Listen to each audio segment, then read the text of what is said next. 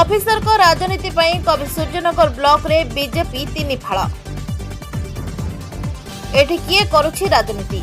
दुई विधायकों मध्य समन्वय रहुनथिबा बेले एबे ब्लॉक अध्यक्ष को आउ ब्लॉक रे देखा मिलुनी।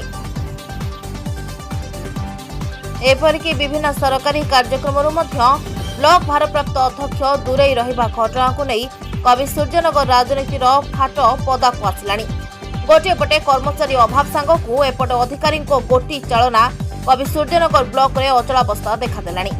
जहाँ सूचना मिली सहकारी उपनिर्वाही जंत्री नियुक्ति को नहीं कुहुलुथिबा विवाद एवं पंचायत जंत्री नियुक्ति रे असंतोष चलुछि। कहुछि कवि सूर्यनगर ब्लॉक रे दुई विधायक और अध्यक्ष गोष्ठी मध्य चली शीतल युद्ध। एठी राजनीति एते निम्न स्तर को गलानी जे पंचायत रे जंत्री नियुक्ति पई नीलाम डाक पड़लानी। सरकारी अनुदान लुटिबा पई जंत्री नीलाम घटना एबे अंचल रे बेस चर्चा आलोचना चली। पूर्व सरकार रे जो ऑफिसर राज चलीथिला ताहाको हटाइबाकू बीजेपी सरकार आनिथिबा नुआ पॉलिसी कवि सूर्यनगर रे काम करुनथिबा कुहाजाथिबा बेले ऑफिसर राज रे सरकारी बाबूंको हीन राजनीति कवि सूर्यनगर रे बीजेपी फाड़ फाड़ होइथिबा राजनीतिक महल रे प्रतिक्रिया प्रकाश पाउछि।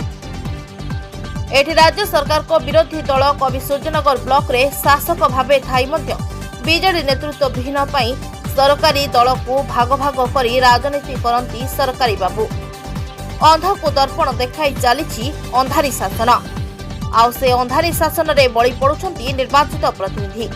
केबे हटिबो अंधारी शासन? केबे निज अधिकार फेरी पाइबे निर्वाचित प्रतिनिधि माने? से समय को अपेक्षा। Bureau report, JMJ news.